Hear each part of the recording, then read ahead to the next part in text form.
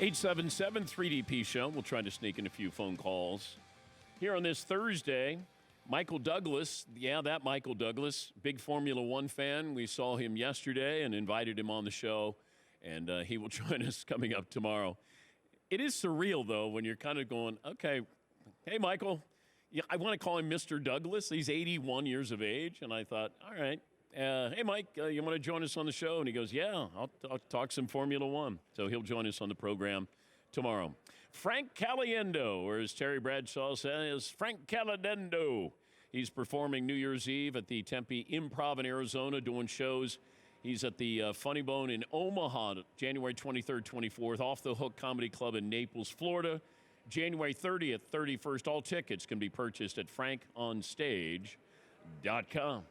Great to see you again. I mentioned that going to dinner with you is like going to dinner with 5 or 6 different people. So, well, it happens a lot. Like little bits of stories happen, right? Like we were talking about that. I'll get to the full story eventually on here. But just hanging out with William Shatner, I was with him at an event the other day. I kept trying to lock eyes with him and try to get him to fight. There was a kind of a thing of, what's the problem? I don't know. He's like, I don't talk the way people say I talk. Why do they do that? Why do they say I speak this way? I'm like, you're 94. I know! Why am I so angry at 94? But people tend to do that captain's log, that kind of thing. And when he just talks like this. But you can't help from wanting to talk like it. But point of view, when you impersonate somebody, imitate somebody, but then what are you going to say when you use that voice? Like the context of it, how difficult is that? I think that's one of the most difficult things, because otherwise you're just a parrot, right? If you're doing the voice of the person, you're not finding something funny with it. We were talking about Charlie Sheen on the show when he was on the show a couple weeks ago, and I was at Seton that noticed the same thing I did. He would repeat the question back that you would ask. Yeah, so I asked that, huh? I said that kind of thing? Okay. And did that go well? No. All right. Okay, and then people watch this, you say. So you're saying people had a reaction to this? People saw me do this, and you didn't enjoy it, or you did? Did I kill somebody? Did somebody die? Interesting. But in fairness to him, he doesn't remember, though, Frank. No, that was the amazing. I did a little social media post that was based on that. It was Halloween candies, and he had pixie sticks. I was like, those straws with sugar in them. That is sugar, isn't it? That's what that is? Is that sugar? And it was from your interview with him that I was like, I picked up that he says something and he questions it afterward, like, is that right or not? Okay, all right. I was alive during this? All right. So it's finding those little pieces. Terry Bradshaw was easy. Not funny, Frank, not funny. Charles Barkley thinks everything's terrible. That's really, really bad. And the shot is not cheating. So you find those little things. What does the person do? The old school ones seem to be a lot easier, I think. The newer people are a little more difficult because people have like the wide range. Like De Niro's become, a caricature of himself. Everybody does that. Okay, we're doing this now. He does that. He's in the movie. Here we go.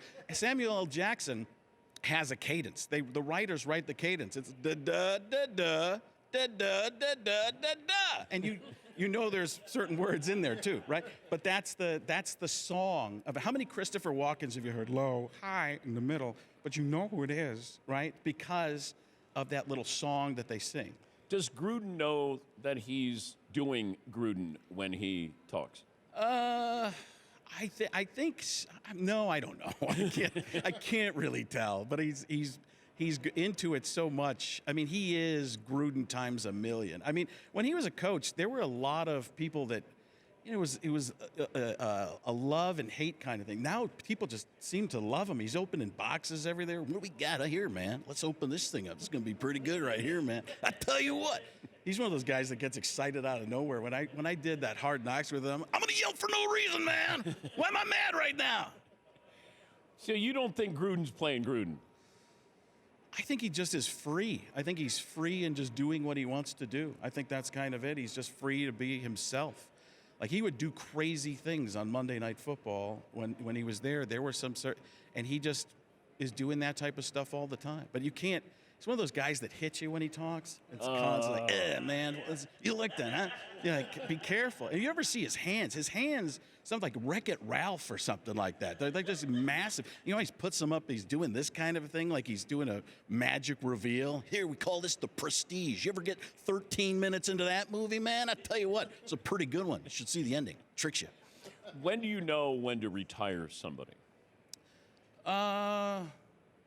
I don't know. I bring them back little bits. I mean, that's one of the things is. Like, is John Madden always going to be? Well, with the Madden movie coming back, and I think I talked to you guys about that, that'll be big again. I mean, it's like, and I don't know if I brought this up to you guys before, but they asked me to audition for that movie for the part of Howard Cosell.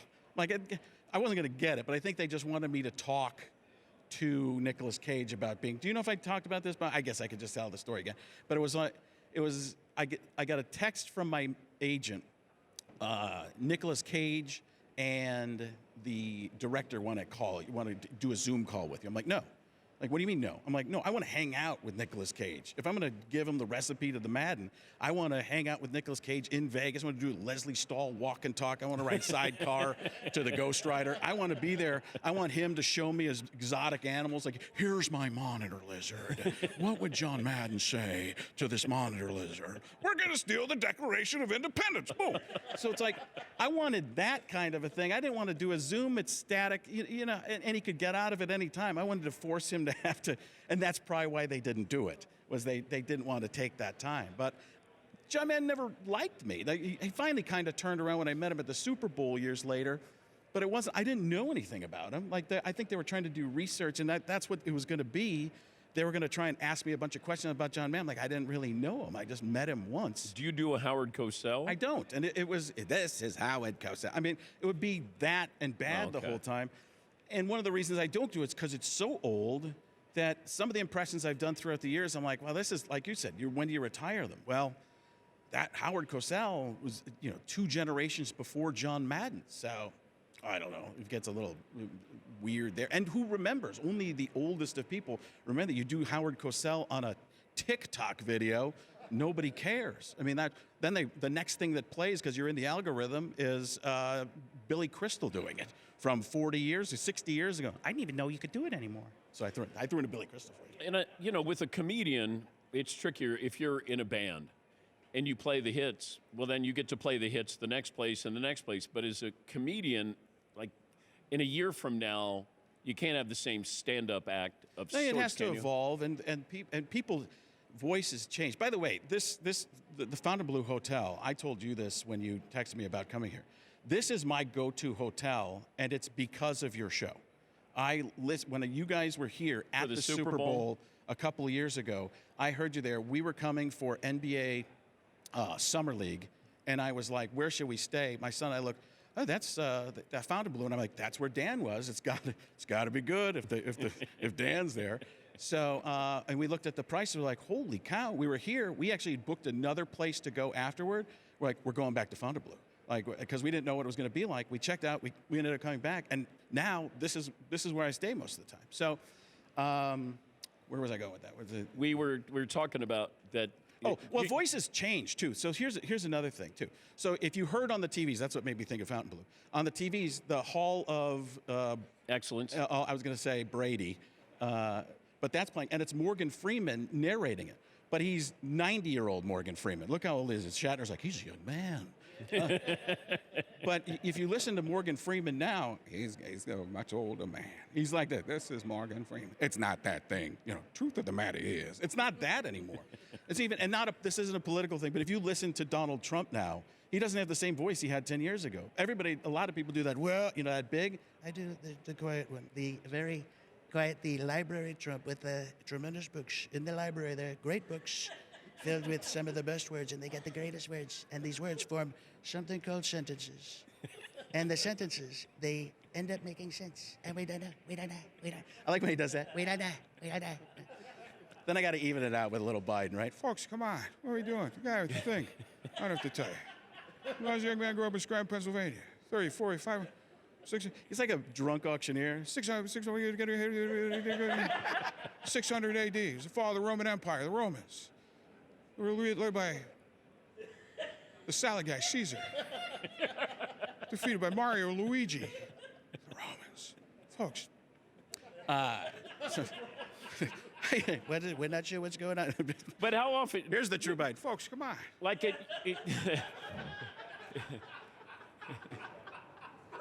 but with your shows, wait, where are you going?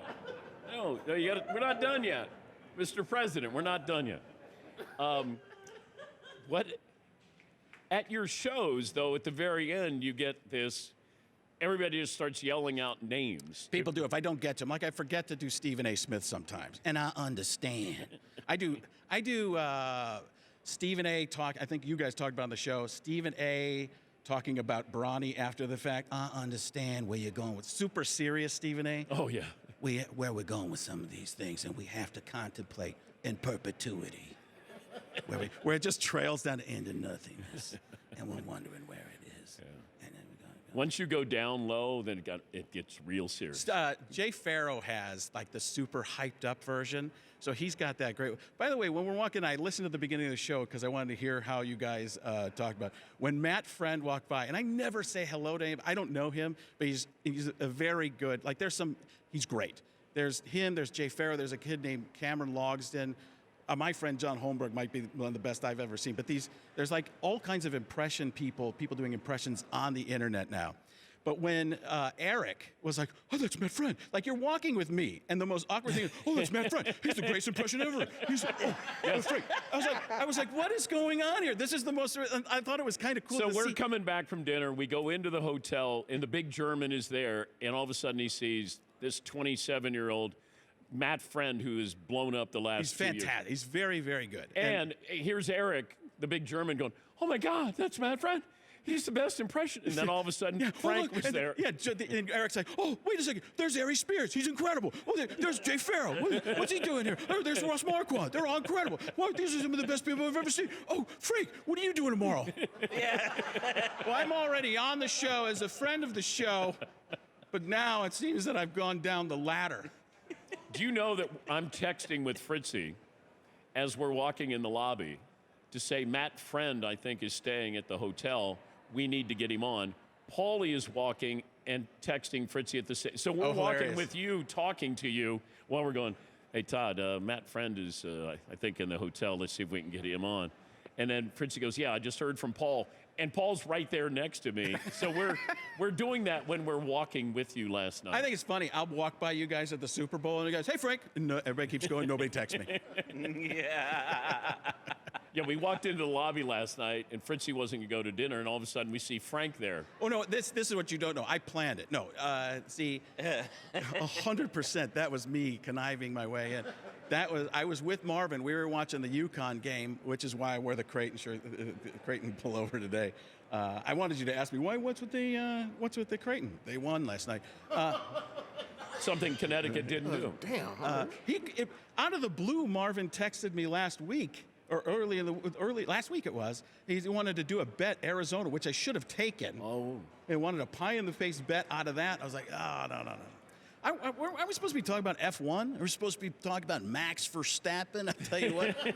Oscar Piastri. I tell you what. I mean, these guys. You ever see Chuck Leclerc? I tell you what. It's Charles Leclerc. Chuck Leclerc. That's what I said, man. I don't do French. Is that where he's from? Where's he from? You guys don't even know, man. Nobody knows where Charles Leclerc is from. But I tell you what, this guy, he's tremendous. We do a thing called the... You got to go to the break, as I saw you grabbing the paper. But we do this thing called the F1 experiences, and I take my daughter is a huge F1 fan, and that's how I get most of my information. So I know all types of. She knows everything, but I'm 51 years old at this point, and I get all the information wrong. So I know little pieces, and that's about it. But this is the first Vegas race I've missed because I got to go work in Jackpot, Nevada tonight, which is gonna be cool. But You're going to Jackpot. Yeah. Which is much better than Lose Your House, Nevada. I gotta tell you, I got a million of them, you know, what a crowd. Yeah, so you were there in Lose Your House, Nevada? I know it's not good for radio, but it is good for TV. You've been working on your Fritzy impersonation. Well, you got Yeah, it's not doing any radio at all. I got to get the voice. There's like a weird thing, like you swallow the bottom part of your face somehow. Yes. Remember that guy who could eat his face? Remember that guy? It's kind of like that. But I've realized that Fritzy, basically when he talks, he digs himself into a hole. Then he's like you're in college doing an essay and trying to fill a 2,000-word essay, and you've only got 500 words. And he's just he's changing the margins and filling in words and saying the same thing over and over and over. He actually, we were talking over there, he decided he was done with the conversation. And like he was going, he clapped and went, okay, all right. Yeah, Paulie. Frank was telling me about the texts and the emails he gets from Fritzy that are just the minimum of care. I don't understand. Like, I think you really believe you're being nice, but it's so abrupt. Is it really? Yeah, like I told you about that. I told you about doing Jim Gray's 50th birthday party years ago. Muhammad Ali was there. Dr. J, Bill Walton, all these famous people. He goes, pretty relevant party, fun to be at. You know, like, it's just I thought I said that would have been a great thing to oh, be great. a It would have part been of. fun. Would have been a fun. I wish I would have got an Would have been a great invitation. experience. So I try to be extra nice, and it comes across as somehow I do. condescending and cold. Yeah, it does. I don't know why. I got to work on that but because that's not what I want to But portray. that's not who you are. You're caring. I think you're condescending. Like Condescending, that's like good. you're not necessarily, you don't mean it, but you're kind, but it sounds. It somehow morphs into fake kindness or something, which is not a good thing. It's just the opposite of kindness by the time it's done. He's Frank Caliendo. You can see him New Year's Eve in Tempe at the Improv there, and you'll be at the Funny Bone in Omaha, January 23rd, 24th, Off the Hook Comedy Club in Naples, Florida, January 30th and 31st. All tickets can be purchased at frankonstage.com. Thanks for being a friend of the show. Thanks, guys. And there he goes. There he goes. President Biden is leaving the show. We'll be back here from Las Vegas right after this.